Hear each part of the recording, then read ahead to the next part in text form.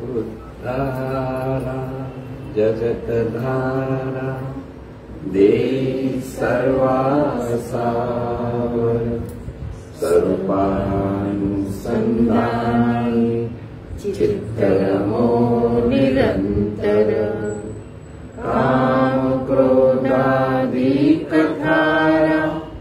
मिळोन च अंतरी अखंडित वसो चित्ती तुझा अनंता सर्वांतरी शरीरी घरी दारी कन्या पुत्रादि परिग्रही अनासक्त असो चित्त आसक्त त्वत् अनुग्रही मिळो धन मिळो मान मिळो लौकिक आगळा सोडली हा परिमद मोह पाशांतुनी गळा असो भोग असो त्याग असो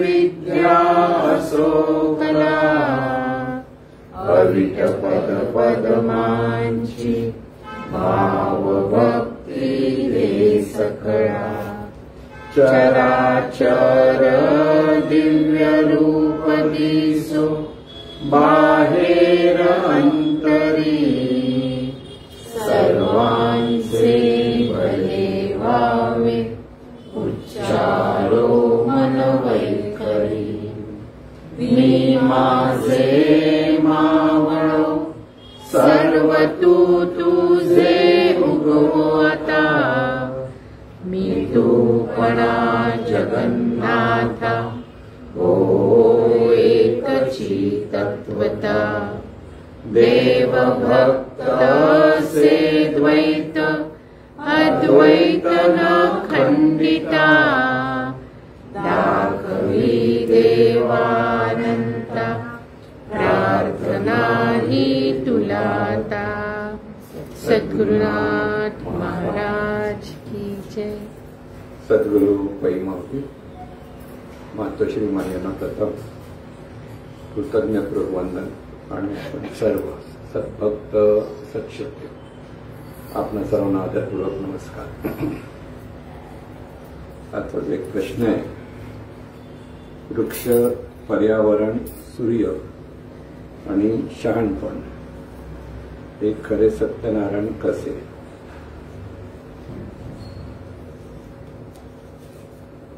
सत्यनारायण असं ज्यावेळेला आपण म्हणतो, आपल्याकडे पूर्वी एक पद्धत होती, वर्षातून एकदा आपल्याला सत्यनारायणाची पूजा करायची। कधी देव जाणे, पण लोक वर्षाला एकदा सत्यनारायणाची पूजा घातली की आता सत्यनारायण खुश होणार आणि आपल्या संसारातल्या सगळ्या गोष्टी अनिष्ट गोष्टी बाजूला लावून आपण सुख शांती मिळणार असं त्या पूजेमध्ये जे सांगितलं जायचं तसंच भाव। पूजा पण ऐकत नव्हतं, गोष्ट पण ऐकत नव्हतं, पण भाव मात्र तिथे असायचा। नारायण आणि सत्यनारायण म्हणजे जो सतत आहे, जो कधी नाही असं होत नाही, असा तो नारायण। नारायण म्हणजे आपल्याला विष्णू माहिती आहे, पण जीवनविद्येला जे अभिप्रेत आहे सत्यनारायण म्हणजे जे सतत युगानुयुग जे आहे, ज्याच्यामुळे मनाला सुखशांती प्राप्त होऊ शकते, जीवनामध्ये आनंद मिळतो, अशा ज्या काही गोष्टी आहेत त्याच खऱ्या सत्यनारायण आहेत। म्हणजे त्या सतत आहेत, जीवनामध्ये त्या उपकारक आहेत। नारायणाचा अर्थ इथे ती जी देवता आहे ती अत्यंत उपकारक आहे। ती देवता म्हणजे पहिल्यांदा सांगितलं की वृक्ष। आता वृक्ष म्हटल्यानंतर युगानुयुग वृक्ष म्हणजे हे जे जीवनचक्र आपण पाहतो, त्या जीवनचक्रामध्ये वनस्पती प्रथम निर्माण झाली, वनस्पतीतून जलचर निर्माण झाले. जलचरांच्या मागोमाग दोन्ही म्हणजे पाण्यात राहणारे प्राणी आणि परत जमिनीवर राहणारे प्राणी असे काही प्राणी निर्माण झाले.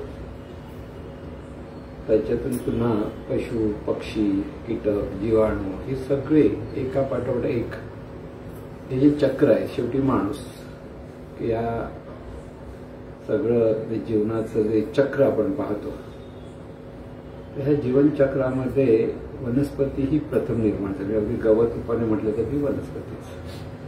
आणि हे वृक्ष ज्याला म्हणतो ते हे वृक्ष सुद्धा अत्यंत परोपकारी आहेत. परोपकारी म्हणजे वृक्षाचा, प्रत्येक वृक्षाचा कसला आणि कसला उपयोग मानव जातीला होत आहे की झालेला आहे, की आपल्या ऋषीमुनींनी या वृक्षांचे काय काय आपल्या जीवनासाठी उपयुक्त कसे याचं संशोधन सुद्धा केलेलं आहे. आणि त्यामुळे सावलीपासून त्याचं झाडाचं मूळ, खोड, फांद्या, पानं, फुलं आणि फळं ह्या सर्वांचा उपयोग पशुपक्ष्यांनाही होतो आणि मनुष्य प्राण्यालाही होतो. आणि त्यामुळे जितके वृक्ष जास्त असतील तितकं हे जे जीवनचक्र आहे, ह्या जीवनचक्राला हा बेस असल्यामुळे त्याचा फायदा सर्वांना होतो. आणि त्यामुळे वृक्षापासून मानव जातीला अधिक उपयुक्त असा ह्या गोष्टी मिळत असल्यामुळे हा वृक्ष म्हणजे खरा सत्यनारायण असा त्याचा अर्थ आहे. सत्यनारायण म्हणजे सतत असलेली अत्यंत उपयुक्त वस्तू. त्याला देवतेचं रूप दिलं आपण, पण खरं सांगायचं ते उपयुक्त वस्तू आहे जीवनासाठी. आणि ही जीवनासाठी जी उपयुक्त वस्तू आहे तिलाच त्या वस्तूमध्ये वृक्ष हे पहिलं येतं. दुसरं सूर्य म्हटल्यानंतर सूर्य ही युगानुयुग, अगदी आपण सगळे युगा म्हटले तर तिथे वृक्ष पण आहेत आणि सूर्य पण आहेत. पण सूर्य कसा आहे तर सूर्याचा सतत सूर्य आहे म्हणून सगळं वैश्विक जीवन पृथ्वीवरचं. सूर्य नसेल तर हे जीवन राहू शकत नाही. आणि त्यामुळे सूर्याचा प्रकाश किंवा सूर्याचा बद्दल जे अनेक संशोधन आता होत आहे की त्याच्यामुळे अनेक कसं आपलं जीवन चाललेलं आहे की या सगळ्या आपल्या ठिकाणी जी सूर्याच्या ठिकाणी जी 7 ग्रहांची मालिका आहे असं जे सगळं आपण सांगतो आहोत. आणि त्यात पृथ्वी येते. आणि त्यामुळे पृथ्वीवरचं जीवन जे सुखकारक होतं ते त्याला मुख्य कारण म्हणजे सूर्य आहे, म्हणून सूर्य सुद्धा सत्यनारायण आहे. तिसरी गोष्ट सांगितली ती म्हणजे पर्यावरण. आता पर्यावरण म्हणजे काय, जे निसर्गताच ज्या ज्या गोष्टी निर्माण झाल्या त्यांचा जो बॅलन्स ज्या गोष्टीमुळे होतो की जेव्हा ते बॅलन्स होतो तर त्याला म्हणतात पर्यावरण. म्हणजे जी पंचमहातत्व आहेत, आकाश तत्व आहे, वायू तत्व आहे, तेज तत्व आहे, जलतत्व आहे, पृथ्वी तत्व आहे. इथे जर आता हवेचं जे शुद्ध हवेचं प्रमाणामध्ये जर घट झाली किंवा प्रदूषण वाढायला लागायचं तर पर्यावरण बिघडलं असं आपण म्हणतो. म्हणजे बॅलन्स बिघडला की वायूचं जितकं शुद्धीकरण असायला हवं तसंच प्रकाशाचं शुद्धीकरण असायला हवं, तसंच जलतत्वाचं शुद्धीकरण आणि पृथ्वी तत्वाचं शुद्धीकरण. ही जी शुद्धीकरणाच्या प्रक्रिया म्हणजे हा बॅलन्स जर व्यवस्थित असेल तर ते सर्व मानवजातीसाठी, सर्व पशुपक्ष्यांसाठी उपयुक्त ठरतं. मग आज काय आपण पाहतो दिल्लीचं प्रदूषण झालं हवेचं, त्यामुळे पर्यावरण बिघडलं. कुठे पाण्याचं मध्ये प्रदूषण झालं तरी पर्यावरण बिघडलं. म्हणून हे जे घटक निसर्गतात जे घटक आहेत त्या घटकांमध्ये जर बॅलन्स बिघडला तर पर्यावरण बिघडतं. आणि जर बॅलन्स व्यवस्थित असेल तर सर्व पशुपक्ष्यांसाठी सुद्धा ते उपकारक आहे आणि मानवजातीसाठी ते उपकारक आहे. पण पर्यावरण बिघडवतं कोण? माणूस. म्हणून त्याने हे लक्षात ठेवलं पाहिजे की पर्यावरण हाच सत्यनारायण म्हणजे आपल्या सर्व जीवनाला आरोग्यासाठी जर आनंदाने जगायचं असेल तर पर्यावरण ही अत्यंत उपयुक्त अशी गोष्ट आहे. मग पर्यावरण सांभाळा असं म्हणतात. आणि पर्यावरण सांभाळण्यासाठी आज सगळे तज्ज्ञ हिरिरीने पुढे येत आहेत आणि त्याचं पर्यावरण सांभाळण्याचा प्रयत्न करतात. आणि म्हणून पर्यावरण सुद्धा सत्यनारायण आहे. आणि सर्वात मोठं म्हणजे शहाणपण. शहाणपण याचा अर्थ काय? आपण जे कर्म करतो आणि त्या कर्माचा परिणाम आपल्या वाट्याला येतो, हा नियम आहे. म्हणजे कर्म करणं आणि कर्माचं परिणाम किंवा कर्माचं फळ आपल्या वाट्याला येतो, त्याला म्हणतात कर्म सिद्धांत. आणि हे फळ किंवा परिणाम आपल्या कर्मावर अवलंबून आहे. जर आपलं कर्म चुकलं तर परिणाम वाईट आपल्या वाट्याला येतो, आणि कर्म जर व्यवस्थित असेल तर परिणाम चांगला मिळतो. म्हणून परिणाम कसा मिळणार हे लक्षात ठेवून कर्म करणं म्हणजे शहाणपण. लक्षात घे, शहाणपण जेव्हा आपण म्हणतो की मानव जातीमध्ये म्हणजे आपल्या नेहमीच्या जीवनामध्ये जर आपल्याला सुखाने जीवन जगायचं असेल तर शहाणपण अत्यंत उपयुक्त पडतं. शहाणपण नसेल तर मानवी जीवनामध्ये दुःख यायला वेळ लागत नाही. आता म्हणून शहाणपणाचा अर्थ एवढाच की कर्म असं केलं पाहिजे की त्याचा चांगलाच परिणाम आपल्याला मिळेल. आता साधी गोष्ट आहे, आपण कुठेही समाजामध्ये जातो आणि कोणाला वाटेल तसे बोललो तर त्याचा परिणाम काय होणार? समोरचे तुम्हाला वाटेल तसे बोलतील, हा परिणाम म्हणजे शहाणपण नाही असं आपण म्हणतो. आता मोठी युद्ध चालू आहेत आणि युद्धाने सगळे मानव जातीला दुःख निर्माण होत आहे. अगदी जर ह्या सगळ्या जे जर प्रगत राष्ट्र आहे तरी जर अगदी मोठमोठी जर त्यांचे न्यूक्लिअर बॉम्ब्स वगैरे त्याहीपेक्षा घातक असे क्षेपणास्त्र जर निर्माण वापरात आणली तर पृथ्वीचंही भवितव्य राहणार नाही, इतकी वाईट परिस्थिती आहे. ह्याला शहाणपण म्हणायचं की मूर्खपणा म्हणायचं? तर मूर्खपणा होता. म्हणजे शहाणपण म्हणजे मानवजात ज्याच्यामुळे सुखी होते किंवा आपलं व्यक्तिगत जीवन ज्याच्यामुळे सुखी होईल असं कर्म आपल्याकडे होणं म्हणजे शहाणपण. म्हणून आपल्याला जर सुखाने आनंदाने जीवन जगायचं असेल तर शहाणपण हे प्रत्येकाने त्या शहाणपणातून जीवन जगलं पाहिजे. म्हणजे फळ कसं मिळेल, परिणाम काय होईल याचा विचार करून कर्म केलं पाहिजे. आणि हे जे आपण कर्म करतो त्याचं शहाणपण, मग असं जर शहाणपण असेल तर तो माणूस नेहमी सुखी होतो. आणि म्हणून शहाणपण हे सुद्धा आपल्या जीवनाला अत्यंत उपयुक्त आहे. आणि म्हणून तिथे ते सत्यनारायण. म्हणून जीवनविद्येने शहाणपणाचं नेहमी व्याख्या करत असताना हेच सांगितलं की आपल्या जीवनाला जे जे उपयुक्त आहे तोच सत्यनारायण. जो उपयुक्त नाही तो सत्यनारायण होऊ शकत. कारण नारायण म्हटल्यानंतर ती जी देवता आहे ती आपल्यावर उपकार करते की आपल्याला सुखाने आनंदाने जीवन जगण्यासाठी उपयुक्त ठरते. आणि म्हणून ह्या सर्व गोष्टी खरा नारायण कुठे? कारण जो सत्यनारायणाची जी पूजा सांगितली जाते त्यामध्ये जो सत्यनारायण आहे ती पुराणामध्ये सांगितलेल्या देवतेचं ते वर्णन आहे. पण आपल्या डोळ्यासमोर किंवा आपल्याला अनुभवाला जीवनात ह्या सगळ्या गोष्टी येत असतात. वृक्ष असो, सूर्य असो किंवा पर्यावरण असो किंवा शहाणपण असो, हे जर आपल्याला अगदी नित्य नेहमीच्या जीवनामध्ये आपल्याला जर ते जीवनात वापरता आले तर आपल्याला सुखशांती समाधानाने जीवन जगता येतं. म्हणजे हे सगळ्यांना सत्यनारायण असा शब्द वापरलेला आहे. म्हणून हा सत्यनारायणाचा उपासना म्हणजेच वृक्षापासून कसं आपल्याला अधिक चांगली फळं मिळतील, म्हणून वृक्ष अधिक किती वाढले पाहिजेत, अधिक वृक्ष न कापता अधिक त्यांची वाढ होते तर तितकं पृथ्वीवरचं जीवन अधिक सुंदर होईल. किंवा जसं आपण म्हणतो की सूर्याचा पण तोच आहे भाग आहे की प्रकाशाचं पण प्रदूषण होतं. मध्ये ज्या वेळेला जो वातावरणामध्ये जर आपल्या ठिकाणी मध्ये ते फ्री ऑन गॅसेसचा वगैरे परिणाम वाढला ना ऑस्ट्रेलियामध्ये, तो जो वातावरणाच्या बाहेरचा जो पडदा होता त्याला ओझोनचा पडदा म्हणतात, तो फाटला. त्याच्यामुळे सूर्याची किरणं डायरेक्ट जर मानवी देहावर पडायला लागली त्याच्यातून त्वचेचे रोग वगैरे व्हायला लागले, आजार पडायला लागले. त्यामुळे तेही प्रदूषणच म्हणायला पाहिजे. म्हणून तो आवरण व्यवस्थित झालं तिथे आपोआप ते आवरण व्यवस्थित होतं. हाही एक प्रकार वेगळाच आहे. म्हणजे ही शक्ती जी आहे त्या शक्तीत या सगळ्या गोष्टी सहज होत असतात. त्यामुळे प्रत्येक ठिकाणी एक लक्षात ठेवायचं की ही सगळी जी उपयुक्त आहे त्याचा वापर कसा करायला त्यासाठी परत शहाणपणच हवं. म्हणजे शेवटी सगळ्या गोष्टी म्हणजे वृक्षामुळे आपल्याला फायदे होतो म्हणून वृक्ष वाढले पाहिजे, सूर्यामुळेच आपल्याला सूर्याच्या अंगाने आपण कसं राहिलं पाहिजे. म्हणजे 12 वाजता सूर्याची पूजा करायला वर बसतं तर चक्करवर पडणार, पण माणसं तशी करतात आणि चक्करवर पडतात सुद्धा. तर काही लोक सूर्यापासून करणार डोळे नाटक करतात, समोर बघून सूर्याकडे बघत बसतात.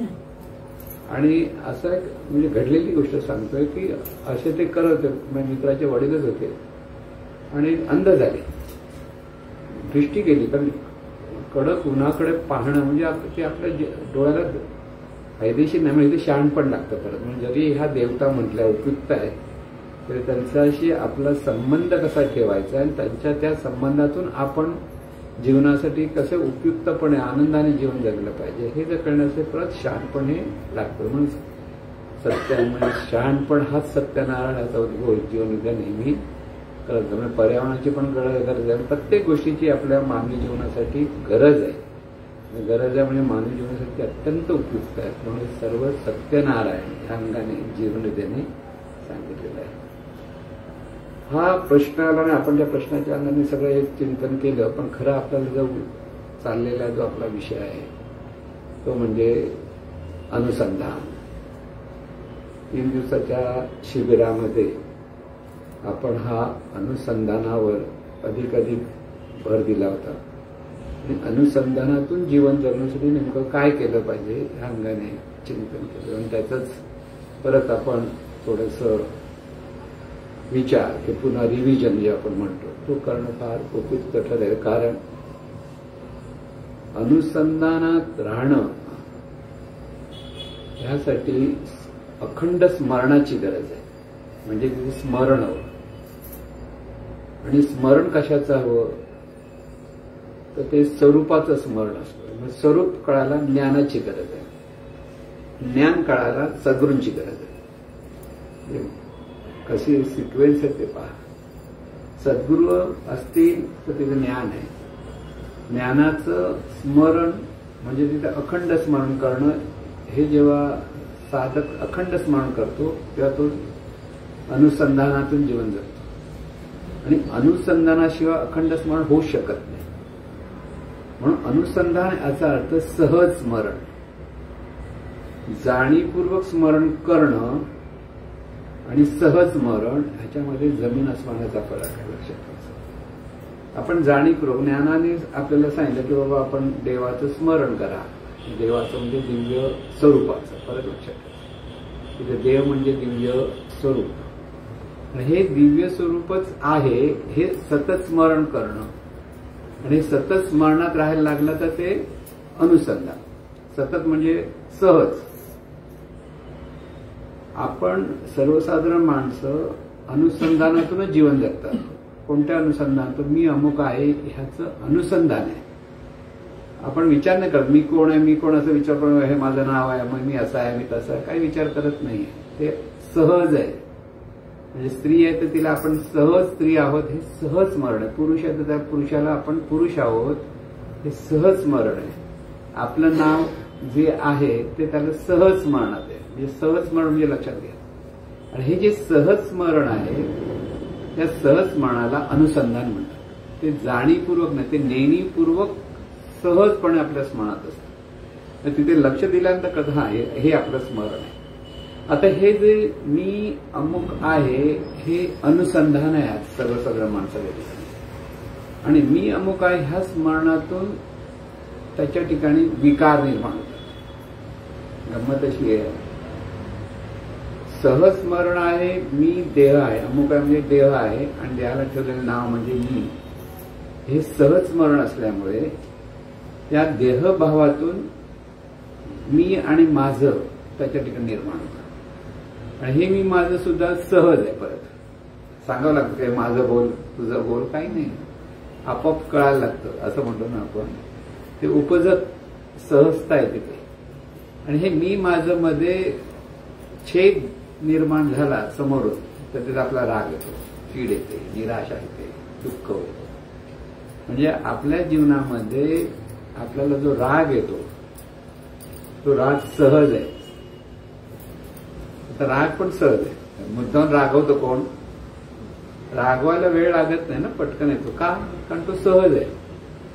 निराश आहे, ते सहज आहे. दुःख होतं, सहज आहे. हे सगळ्या भावना ह्या देहभाव म्हणजे सहज स्मरणाच्या अधिष्ठानावर निर्माण होतात, लक्षात ठेवा. आणि सहज स्मरणाच्या अधिष्ठानावर निर्माण झाल्यामुळे त्यालाच अनुसंधानातून आपण जीवन जगतो. ती जीवन जगण्याची पद्धत आपली चुकीची आहे. का चुकीची? का आपल्याला सतत आनंदाने नाही जगता, सतत समाधानाने. आपल्याला सतत समाधान नाही, सतत आनंदाने. जराच इकडे तिकडे त्याला खूट झालं की आपला राग येतो, चीड येते, द्वेष येतो, मत्सर येतो. हे सर्वसाधारणपणे सगळ्या माणसांच्या जीवनात हीच गोष्ट आहे. लोक आज सगळ्यांना सुख हवं म्हणतात, शांती हवं म्हणतात, समाधान हवं म्हणतात. पण ते थोडंसं पुरती मिळालं की मिळतं आणि बऱ्याच वेळा ते आपल्या हातातून कधी निघून जातं तेच कळत नाही. सतत आपल्याला कसली तरी चिंता असते, काळजी असते. हे सगळं जे सहस्मरण आपलं बिघडलेलं आहे, अनुसंधान आहे, पण ते बिघडलेलं अनुसंधान आहे, दूषित अनुसंधान आहे. आणि दूषित अनुसंधान असल्यामुळे आपल्या जीवनामध्ये आपण आनंदी नसतो, अखंड आनंद, अखंड समाधानी नसतो. म्हणून परमार्थ कशासाठी करायचा? किंवा एका साधकाने प्रश्न विचारला, ह्या साधना बघना करून मला मिळवायचंय काय?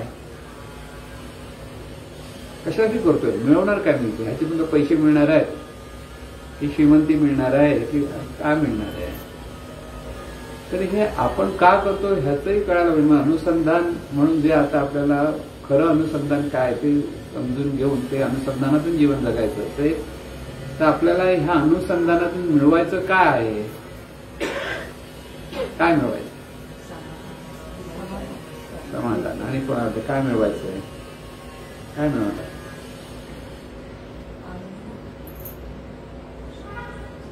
तृप्ती. जेव्हा माणसाचं मन तृप्त असतं तेव्हा तो समाधानी असतो. काहीच नको असतं त्याला. म्हणजे समजा मला भूक, कडक भूक आहे, साधारण मस्त की जेवला, मग तुमच्या समोर आणखीन काही आणा नको रे बाबा, बस आता काय नको असं म्हणतो ना, मी तृप्त होतो. ही जी तृप्ती आहे ना ती मनाच्या ठिकाणी असली पाहिजे. ही शरीराची तृप्ती सांगितली की तृप्त झालं की बस झालं म्हणतो. म्हणजे शरीरात पोट भरलेलं आहे, चांगला वगैरे मस्त की जेवलाय आणि परत म्हणतो आणखीन जरा परत जेवतो का? आता नाही, बस झालं, नंतर बघू, रात्री बघूया म्हणतो ना. परत भूक लागली की परत जेवायला तयार. पण मनाची जी तृप्ती म्हणतो ती तृप्ती म्हणजे सतत समाधानी असतो. म्हणून ज्याच्याकडे ही साधना परिपक्व होते आणि तिथे जे सत्य अनुसंधान असायला हवं. जर सत्यनारायण म्हणतो तर खरं म्हणजे अनुसंधान हा खरा सत्यनारायण. कळलं ना? अनुसंधान हाच सत्यनारायण, बाकी काहीच सत्यनारायण. कारण अनुसंधानातून या सगळ्या विवेक, वैराग्य, शहाणपण हे सगळं अनुसंधानातून सहज होतं. आणि म्हणून अनुसंधान हे मानवी जीवनासाठी अत्यंत म्हणजे अत्यंत उपकारक. त्याशिवाय दुसरी गोष्टच कोणती उपकारक ठरू शकत नाही. आणि म्हणून ह्या साधना किंवा सद्गुरूंचं जे मार्गदर्शन आहे ते आपल्याला साधकाने केलंच पाहिजे. कारण त्याला तृप्तीच हवी आहे. विचार करा, शेवटी आपल्याला सर्वांगाने जीवनात तृप्त व्हायचंय. आज ती तृप्ती नाही. का तृप्ती नाही? कारण आपलं जे अनुसंधान आहे ते देहभावाचं अनुसंधान असल्यामुळे जीवभाव, देहभाव, मीपणा हे जे सगळं म्हणतं ते अनुसंधान आहे. ते नको म्हटलं तरी ते येतं. आपलं म्हणजे मला मीपणा नको असं आपण म्हणतो की अहंकार आपल्याला नको, पण तो सहज आहे. आणि सहज असल्यामुळे तुम्हाला ते जाता जात नाही. तो सहज आहे, ही गोष्ट सहज जात नाही. ती घालवायला परत खूप प्रयत्न करावे लागतात. आणि म्हणून सहज काय असायला पाहिजे? सहज अनुसंधान म्हणजे आहे ते हे सर्व चैतन्य स्वरूप आहे. आणि विश्वाच्या अपेक्षेत पहा हे सगळं जीवनचक्र चालू आहे. दोन गोष्टी लक्षात ठेवायच्या. आपण म्हणजे प्रत्येक माणूस किंवा पशुपक्षी, प्रत्येक जीव ही जी घटक आहेत, अगदी आपण वनस्पती, जलचर, पंचमहातत्व हे सगळे घटक आहेत या जीवनचक्राचे. प्रत्येक माणूस सुद्धा ह्या असं एवढं भलं मोठं अनंत स्वरूपाचं म्हणजे अनंत ब्रह्मांड केवढं प्रचंड आहे, ते सगळं जीवनचक्र चालू आहे आणि त्या जीवनचक्रात आपला एवढूसा एक छोटासा सहभाग आहे आपला. म्हणजे आपण जे अस्तित्व म्हणून देहभावाच्या अपेक्षेत बघायला जातो तर त्याला त्या अस्तित्वाला खरं म्हणजे प्रचंड विश्वाच्या चक्रामध्ये काहीच म्हणजे तेवढं महत्व नाही म्हणता येईल, इतका छोटे आहोत. पण आपल्याकडे केवढा मोठा अहंकार, जरा मला काय विचारलं नाही, जरा काय झालं की आपण केवढे रुसतो. म्हणजे महाराज नाही म्हणायचं त्या विश्वाच्या अपेक्षेत तू कोण आहे, ढेकून पण नाहीस. आपल्या घरामध्ये एखादा ढेकून आला तर पण आपलं लक्ष का चावतो म्हणून, ढेकुणाकडे लक्ष देत नाही असं नाही. एक ढेकूण आलं की 10 ढेकूण होतात तयार होतात माहितीये ना, आणि ते एकदा झाले की जाता जात नाहीत. पण तो ढेकून पण हैराण करेल आपल्याला. पण माणसाचं काय, माणूस असला काय नसला काय काही फरक पडत नाही खरं बघायला गेलं तर. म्हणजे देहभावाच्या अपेक्षेत बघितलं तर तुम्ही कोणीच नाही. देहभावात तुम्ही ढेकणापेक्षाही तुमची किंमत काही नाही. पण चैतन्य भावात तुम्ही ह्या सर्वांचा साक्षी होता. लक्षात घ्या, हे जे जीवनचक्र चाललंय ना, ह्या जीवनचक्राकडे अनुसंधान म्हणजे काय, हे जे जीवनचक्र आहे ते सहजपणे आपल्याला पाहतात. जीवनामध्ये या सगळ्या घटना ज्या घडतात, चांगल्या घडतात, वाईट घडतात, वादळं होतात किंवा अगदी सुंदर असा निसर्ग, सगळीकडे आपण म्हणतो ना सुंदर निसर्ग आहे का, आता चांगली थंडी पडते, हे सगळं जे आहे हे सगळं जीवनचक्राचा भाग आहे. ह्या जीवनचक्राच्या ठिकाणी माणूस जे कर्म करतो त्या कर्माप्रमाणे ह्या जीवनचक्राचे चांगले वाईट परिणाम तो भोगतो.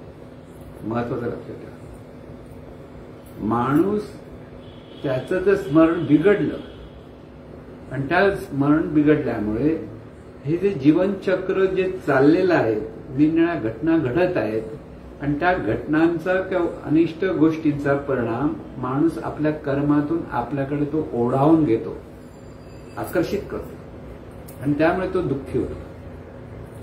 म्हणून स्मरण सुधारलं तर जीवन सुधारलं. पण स्मरण नुसतं स्मरण नाही तर तिथे ते अनुसंधान असलं पाहिजे.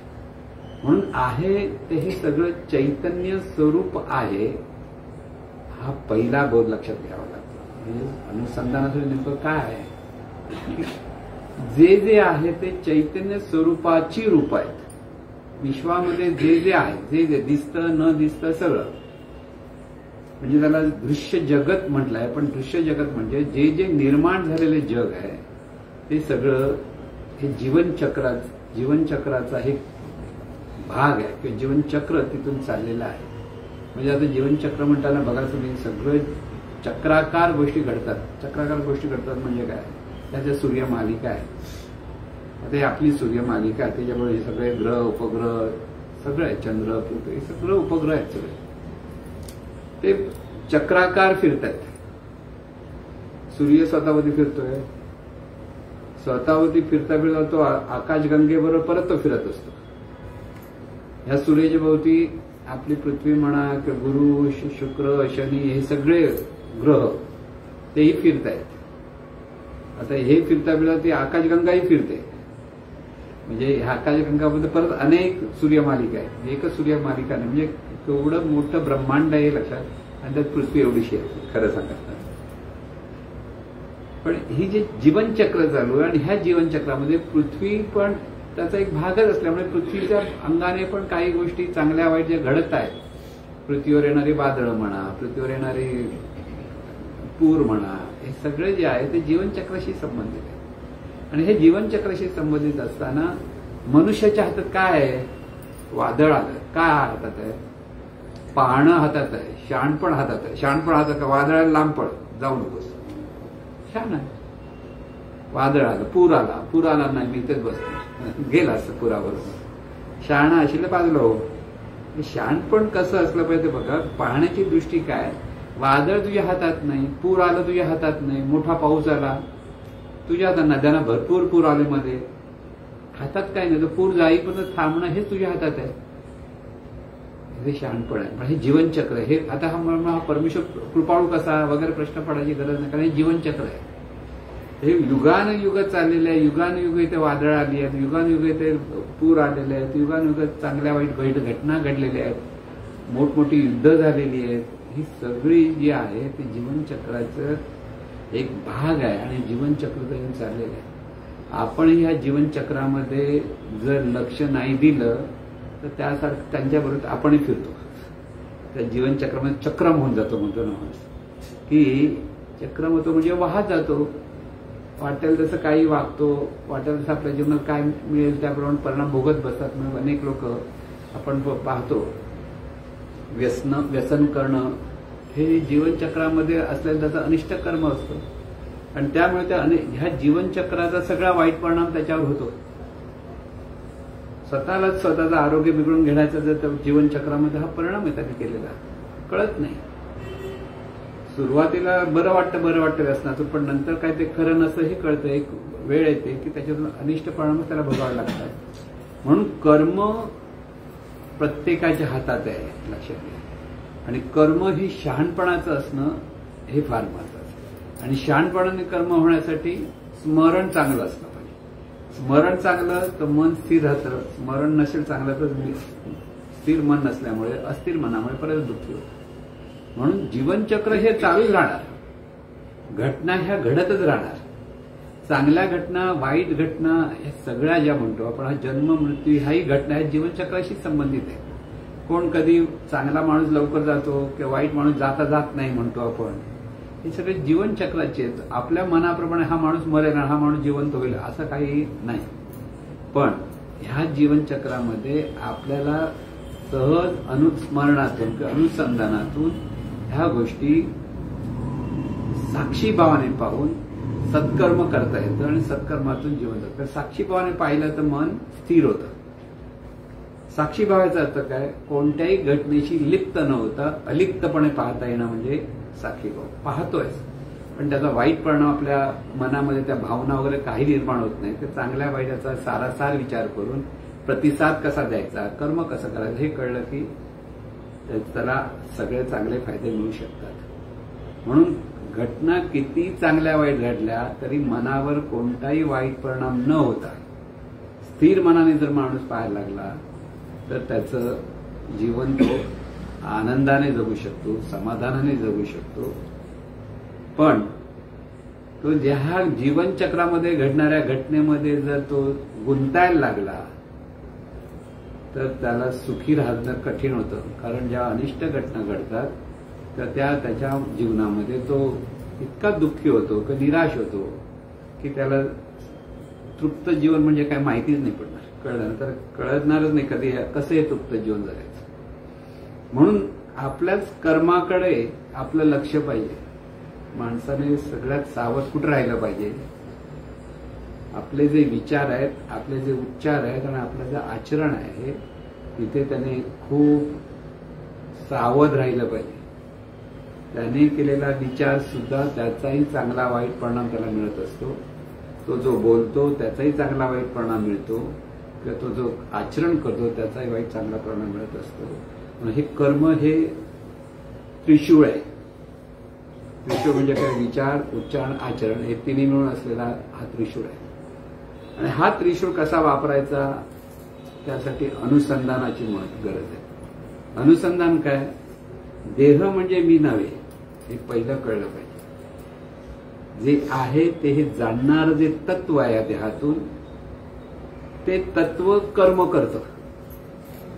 त्याच्याकडनं कर्म होतं की त्याच्याकडनं ते कर्म केलं जातं. आणि हे कर्म कशाच्या अधिष्ठानावर असतं? त्या जाणीवेवरती होणाऱ्या संस्काराच्या अधिष्ठानावर असतं. म्हणजे संस्कार चांगले आणि वाईट त्याला कळत नाही. पण जसजसं कोणत्याही ज्ञानी पुरुषाच्या सान्निध्यात तो जेव्हा येतो, ती व्यक्ती जेव्हा येईल तेव्हा त्याला कळायला लागतं की हे कर्म माझं चुकतंय आणि हे कर्म माझं बरोबर आहे. मग कर्म चुकतं आणि कर्म बरोबर आहे म्हणजे आता जसं नारद मुनी वाल्याला भेटले, वाल्याला माहित नव्हतं माझं कर्म चुकतंय म्हणून. त्याला वाटतं मी माझ्या कुटुंबाचं पोषण करण्यासाठी मला हे गरजच आहे. पण नारद मुनीने त्याला सांगितलं की याच्यात तुझं प्रारब्ध बिघडवतोयस आणि त्याच्यातून जी अशुभ प्रारब्ध, अशुभ नियती तुझ्याकडनं घडणार आहे त्याच्यातून आणखीन तुमच्या जीवनामध्ये दुःख निर्माण होईल. त्याच्यातून सुटका होण्यासाठी तुला परत काय केलं पाहिजे? सत्कर्म करावे आणि सत्कर्म करण्यासाठी स्मरण सुधारलं पाहिजे म्हणून त्याला नामस्मरणात बसवलं असं जे आपण गोष्ट वाचतो. तसं प्रत्येक माणूस हा एका बाजूने वाल्याच आहे. जीवभाव म्हणजे काय, कुठेतरी मनात कोणा जरी मारामारी करत असतो, तो कोणावर जरी अनिष्ट चिंतन करत असतो, रागावत असतो, चिडत असतो, म्हणजे तो वाल्याच. वाल्याकडे खरोखर माणसाला मारत होता हा मी विचारत नाही. आपण जे असतो ते विचारातून मारत असतो. ह्याला असं शिकवलं पाहिजे, ह्याला असा धडा शिकवलं पाहिजे असं जे आपण म्हणतो की नाही, की ह्या गोष्टी आपल्याला लक्षात येत नाहीत की ह्याचा परिणाम आपल्यावर वाईट होणार. जीवनचक्रामध्ये आपण इतके गुरफटून जातो की त्यातून बाहेर पडता पडता येणार नाही. शेवटी असाच माणूस किती वेळा जन्मावून किती वेळा व्हावे फजित असा जो प्रकार होतो तिथे होतो. आणि म्हणून कर्माकडे लक्ष द्या आणि कर्माकडे लक्ष देण्यासाठी मन स्थिर असलं पाहिजे ही पहिली गोष्ट लक्षात द्या. मन स्थिर होण्यासाठी आपल्याकडे अनुसंधान असलं पाहिजे. म्हणून अनुसंधानातूनच तृप्त जीवन जगता येईल, त्याशिवाय कधीच तृप्त जीवन जगता येणार नाही. म्हणून आहे ते चैतन्य स्वरूपच आहे. देह मी हे खरं नाही, कारण देहातून हे चैतन्य की ही जाणीव, जाणणारं चैतन्य त्याला जाणीव म्हणतात. आणि ही जाणीव जी आहे ह्या जाणीवेला आपण ही ईश्वरी शक्ती आहोत किंवा ही चैतन्य शक्ती आहोत हे अखंड स्मरण असणं. आणि अखंड स्मरण म्हणजे हेच अनुसंधान असलं पाहिजे.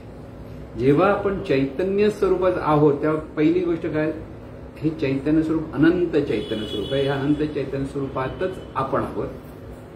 देहाच्या ठिकाणी हे जाणणारं तत्व तेही चैतन्य स्वरूप आहे. सर्व रूपारूपामध्ये चैतन्य स्वरूप आहे. अगदी कीटकापासून किंवा अगदी निर्जीव वस्तूपासून सजीव वस्तू, कीटकापासून माणसापर्यंत सर्व काही जे आहे ती सर्व चैतन्य स्वरूप आहे. महत्वाचं लक्षात ठेवा. म्हणून सर्व कोणत्याही माणसाकडे बघितलं तर ते चैतन्य स्वरूपाचं रूप आहे हे स्मरण असलं पाहिजे. कोणताही असतं, तो चांगला वागतोय किंवा वाईट वागतोय, कर्म त्याचं, पण मुळात ते चैतन्य स्वरूप आहे. म्हणून आपल्याकडनं त्याच्यावर विचार कसा असला पाहिजे, तो जर वाईट वागत असेल तर त्याचं भलं व्हावं हाच विचार, भलं व्हावं विचार करा. पण त्याच्या वाईट वागण्याचा आपल्यावर परिणाम व्हायला नको म्हणून त्यात एकतर गुंतायचं नाहीये. दुसरी गोष्ट, अशा माणसापासून आपण किती अंतरावर राहायचं हे कळलं पाहिजे. त्याला म्हणतात शांत. चैतन्य स्वरूपच आहे इथे जेव्हा दृढभाव होतो तो असतो विवेक. आणि परिणाम कसा घ्यायचा हे समजून जेव्हा आपण आचरण करतो की विचार करतो की कर्म करतो ते असतं शहाणपण. म्हणून शहाणपण आणि विवेक दोघांची सांगड इथे घालता आली पाहिजे. आणि म्हणून त्या सांगडात घालताना की प्रत्येकाबद्दल सद्भावनाच आपल्याकडे असली पाहिजे. कारण एकाच चैतन्य स्वरूपाची आपण रूप आहोत. कोणाही बद्दल आपल्या मनामध्ये दुजेपणच असता कामा नये.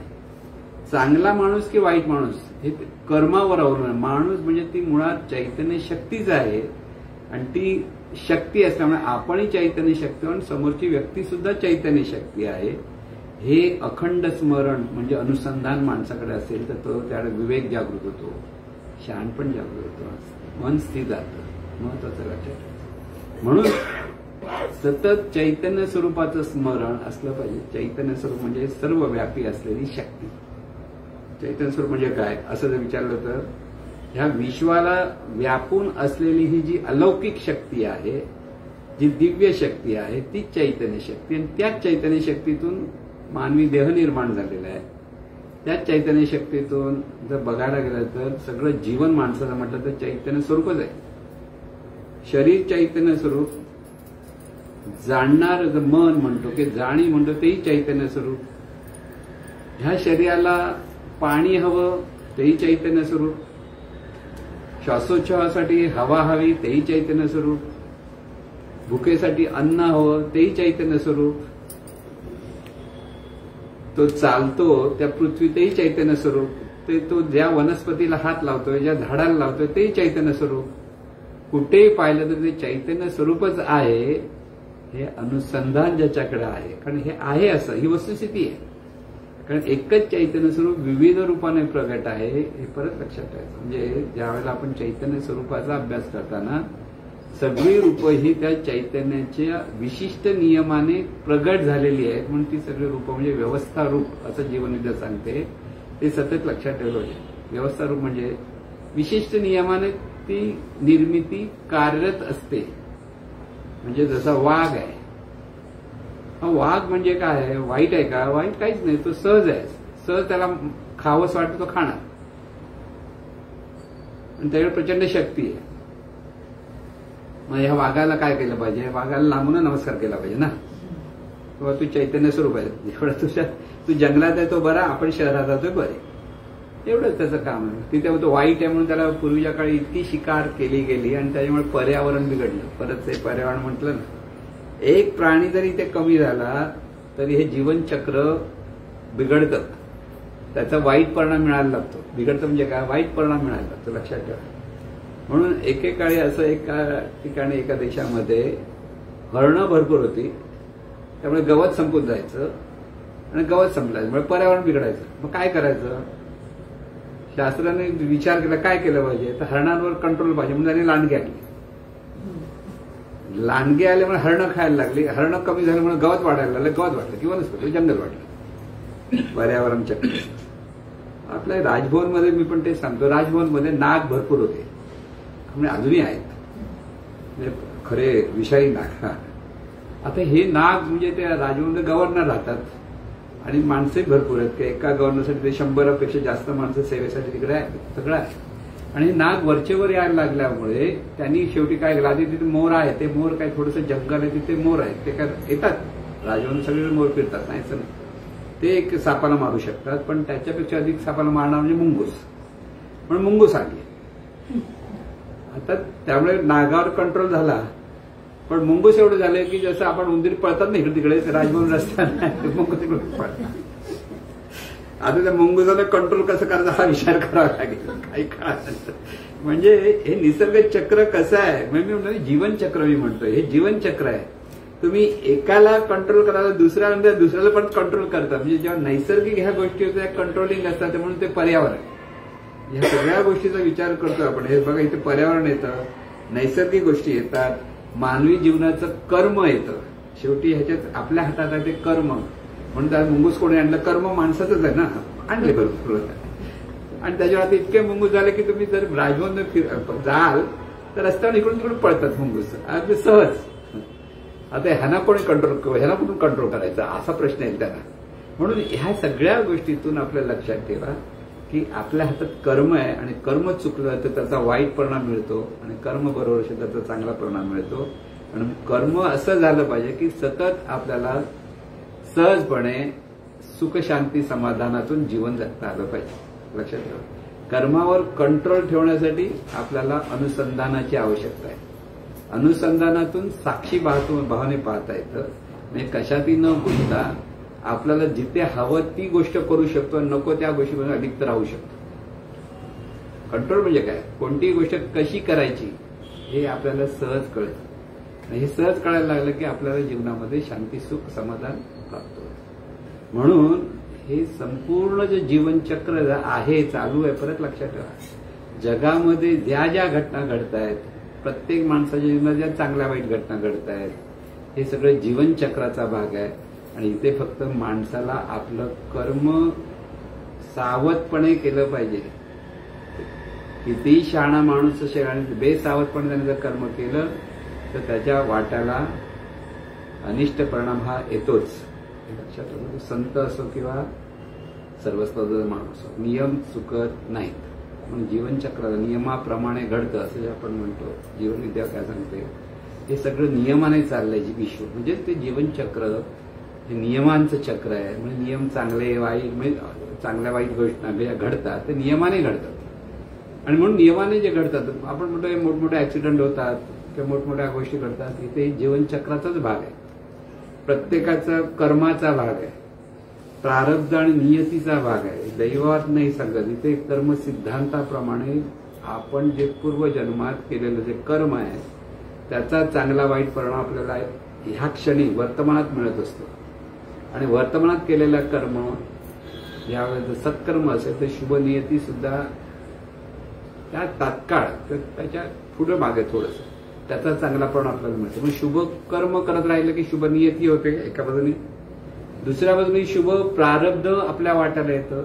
म्हणजे जिथे शुभ प्रारब्ध आणि शुभ नियती एकरूप होतात, म्हणजे दोन्ही फोर्सेस आपल्या जीवनात वाट्याला येतात, त्या आपल्या जीवनामध्ये सुख शांती समाधान प्राप्त होतं.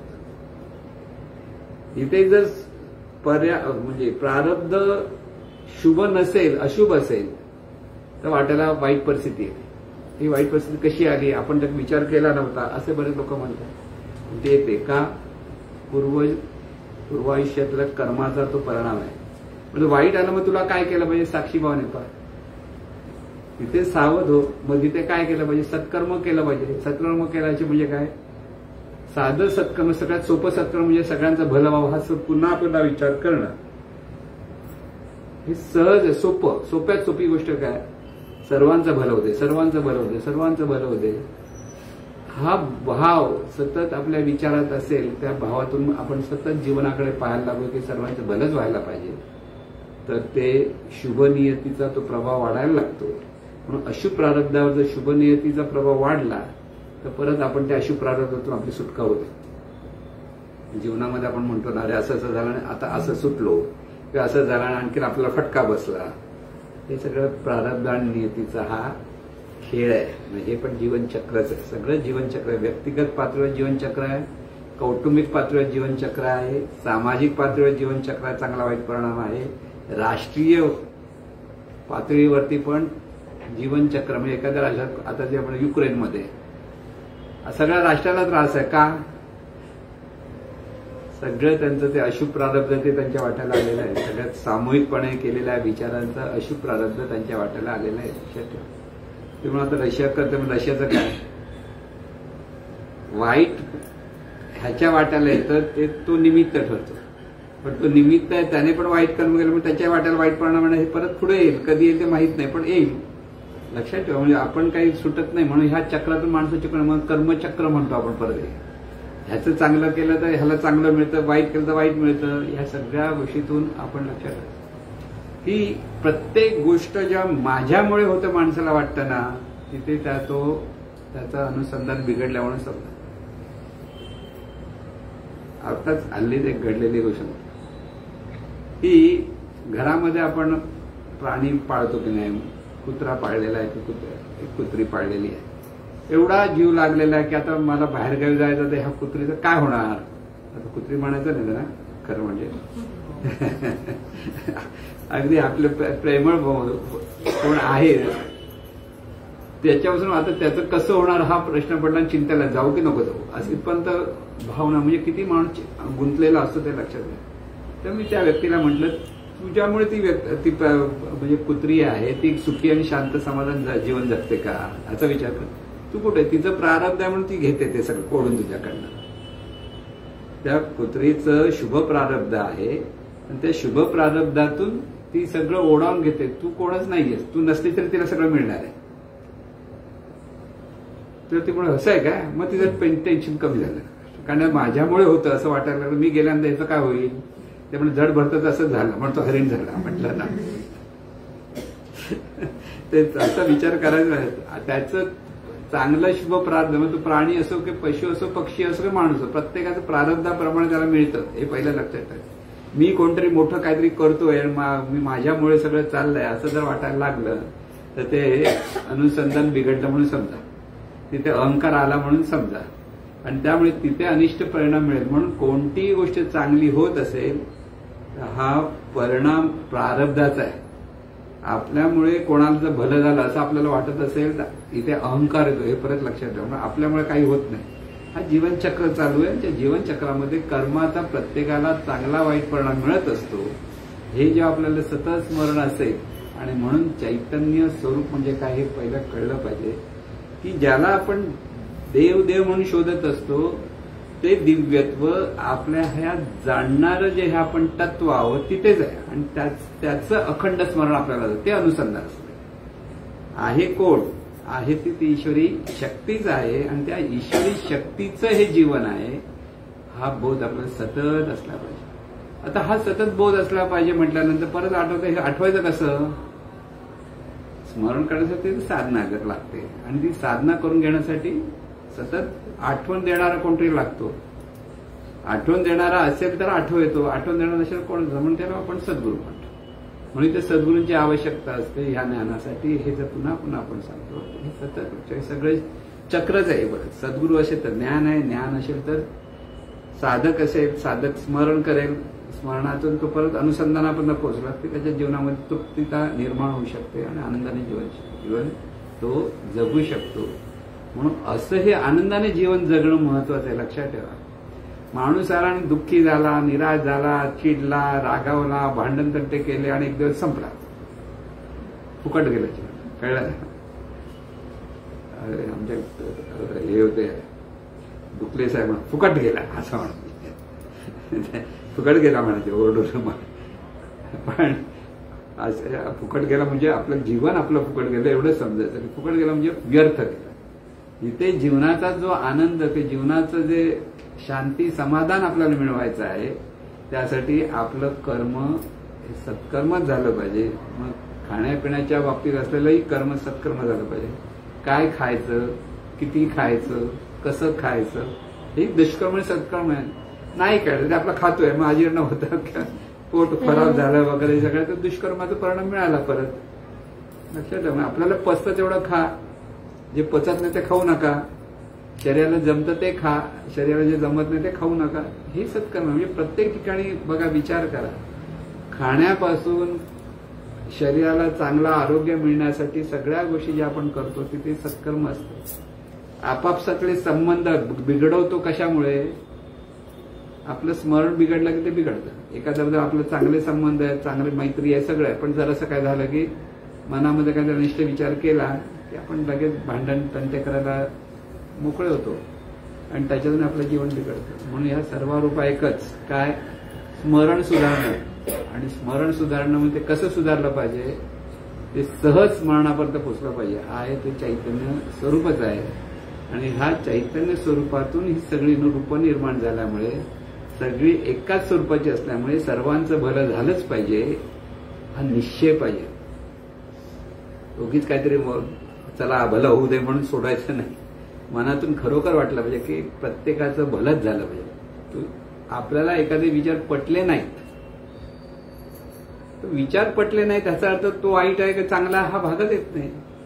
त्याचं भलंच झालं पाहिजे हा पहिला मुद्दा पुन्हा पुन्हा लक्षात ठेवा की कोणी कसा असो त्याचं कर्म त्या कर्माप्रमाणे त्याला चांगला वाईट परिणाम मिळायचं मिळेल. त्याच्याबद्दल आपण चिंता पण करायची, चिंतन पण करायचं. त्याचं भलं होते म्हणा, इथे साक्षीभाव आला म्हणजे तिथे पुढे जायचं नाही. आता याला काय करायचं? पण जिथे खरोखर आपल्याला आपला उपयोग होणार आहे, आपली मदत हवी आहे आणि ती आपण करू शकत असू तर ते मदत केली पाहिजे. तिथे असं गपचूप बसू नका. मी साक्षीभावाने पाहतो म्हणजे काय? माणूस बुडतोय, अरे वाचवा वाचवा म्हणतोय, हा साक्षीभाव, मी साक्षीभावाने पाहतोय. तो साक्षीभाव उपयोगाचा नाही. इथे मदत केलीच पाहिजे. तुला नाही का 10 लोकांना ओरडून सांगा तो बुडतोय वाचवा, त्याला नाही पोताय तुला समजा तर सांगू तर शकतोच ना सगळ्यांना. म्हणून जे ह्या सगळ्या गोष्टीतून आपण लक्षात साक्षीभाव म्हणजे सत्कर्मच झालं पाहिजे साक्षीभावातून. नाही तर मी नुसता पाहतोय, मला काय पडलंय, बुडतोय बुड तर त्याचा काही अर्थ नाही जीवनाला. म्हणून आपलं जीवन जसं आता मग सांगितलं पर्यावरणासाठी जे जे उपयुक्त आहे त्या उपयुक्तात ते अखंड उपयुक्त असतं ते सत्यानारायण आहे. तसं आपलं जीवनही इतरांना उपयुक्त झालं पाहिजे. इतरांचं जीवन आपल्यासाठी उपयुक्त पाहिजे आपण म्हणतो. मग तुम्ही पण दुसऱ्यांसाठी उपयुक्त झाले पाहिजेत की नाही? म्हणून आपलं जीवनही इतरांना सुख देण्यासाठी उपयुक्त झालं पाहिजे असे आपले विचार पाहिजे, असे आपले उच्चार पाहिजे आणि आपले आचरण पाहिजे. ही साधी गोष्ट आहे. ही साधी गोष्ट आपल्या लक्षात येत नाही आणि त्याच्यातून मानवी जीवनामध्ये दुःख निर्माण होतं. म्हणून यावर परत परत उपाय म्हणजे अनुसंधान. अनुसंधान म्हणजे अखंड चैतन्य स्वरूपच आहे. जे जे दिसतं ते सगळं चैतन्य स्वरूपच. कोणी असो, कोणतंही रूप असो आणि त्या प्रत्येक रूपाचं भलंच व्हावं ही मनापासून इच्छा. ह्या 2 गोष्टी आल्या की आपले विचार उच्चार आचार सगळे सुधारायला लागतील. लक्षात घ्या. ते अनुसंधानातून असलं पाहिजे. म्हणून हे अनुसंधान फार महत्वाचं आहे. हे अनुसंधान सर्वांना प्राप्त हो ही सद्विचारणी प्रार्थना. ईश्वरा सर्वांना चांगली बुद्धी दे, आरोग्य दे सर्वांना. सुखात आनंदात ऐश्वर्यात ठेव.